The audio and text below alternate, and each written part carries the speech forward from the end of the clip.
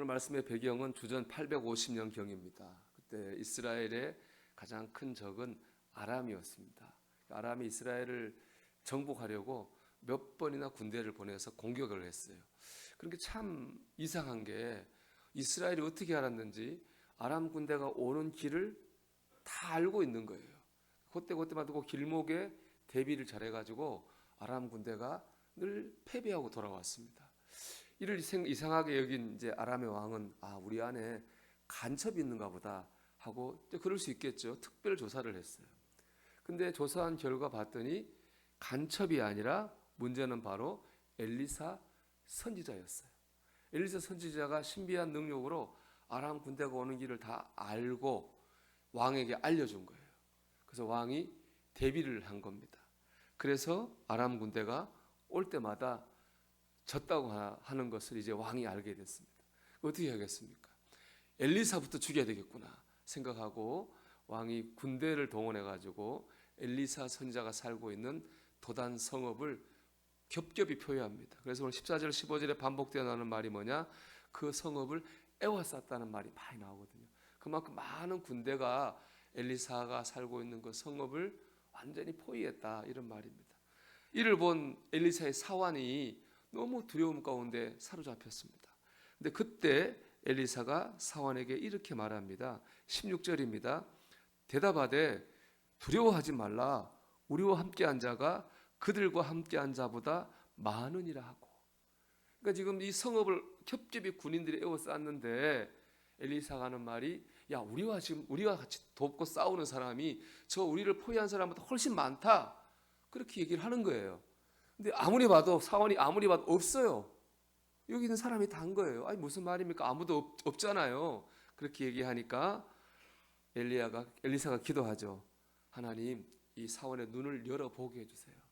눈이 열렸습니다. 이 눈이 열렸다고 하는 것은 육신의 눈이 아니라 영적인 눈, 영 안이 열린 거예요. 그래서 봤더니 오늘 7절에 나오는 것처럼 불말과 불병거가 그 산에 성이니까 성 주변에 있는 산에 가득하더라는 거예요. 하나님께서 보낸 천군과 천사죠. 그전에는 못 봤죠. 근데 믿음의 눈, 영 안이 열리니까 하나님이 보내신 천군과 천사를 볼 수 있었습니다. 여러분, 육신의 눈 가지고만은 못 삽니다. 믿음의 눈, 영 안이 열려야 됩니다. 그래야지 우리가 믿음으로 이기는 삶을 살 수 있습니다. 첫째로 영안이 열리면요, 문제보다 주님이 더 크게 보입니다. 믿음의 눈으로 본다 해가지고 문제가 안 보이는 거 아닙니다. 믿음의 눈으로 봐도 문제는 보입니다. 그런데 믿음의 눈으로 보면 다른 게 뭐냐? 문제보다 주님이 더 크게 보인다는 거예요. 그래서 두려움이 사라지고 용기가 생기고 평안해지고 담대해집니다. 제가 아주 오래전에 설교 준비하다 읽었던 간증인데요. 여자분이 남편을 사별하고 어린애들을 혼자 키우는 거예요. 근데 정말 참 가난과 고난을 이기고 자녀들을 잘 키웠어요.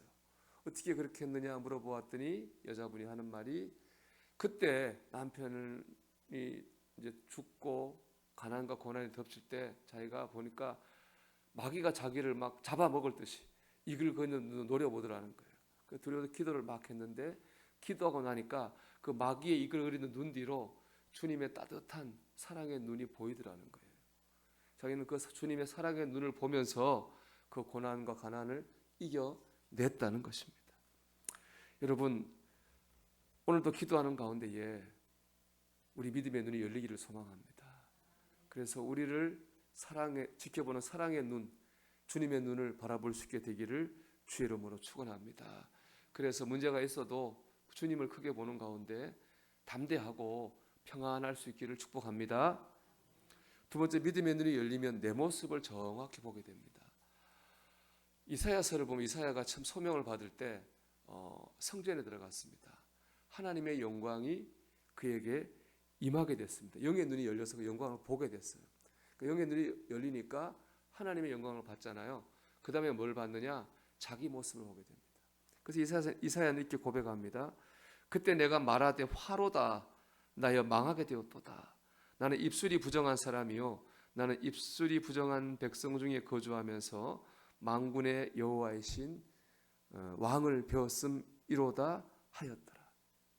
믿음의 눈이 열린 이사야는요, 자기의 죄를 봤어요. 그 중에서 입술로 지은 죄 있잖아요. 그 죄를 보게 된 겁니다. 이게 순서입니다. 영안이 열린 사람은 하나님의 영광을 봅니다.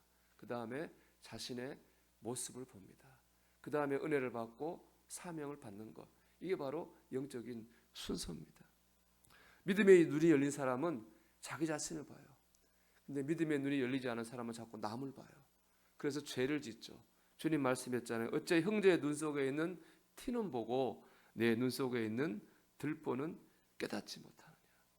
여러분, 믿음의 눈이 열리면 나를 봅니다. 오늘 한 날 믿음의 눈이 열려서 나를 볼 수 있게 되기를 주 이름으로 축복합니다. 세 번째로 믿음의 눈이 열리면요, 세상을 바라보는 가치관이 달라집니다.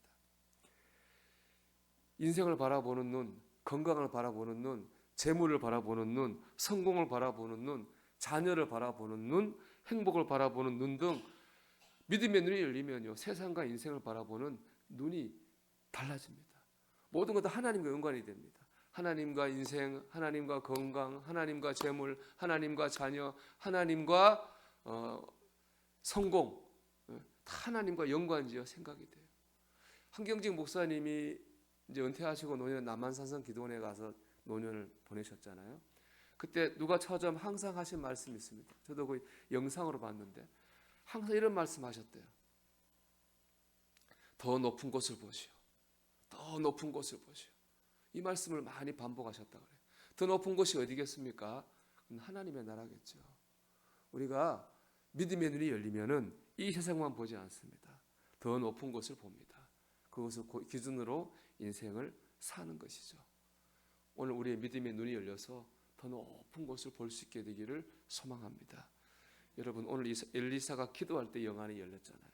우리도 기도하기 바랍니다. 주님, 우리의 영안을 열어주시옵소서. 그래서 문제보다 크신 주님을 보게 하시고 나를 보게 하시고 더 높은 곳을 보며 살게 하여 주옵소서. 주의 은혜로 영안이 활짝 열리는 저와 여러분 되기를 주의 이름으로 축원합니다.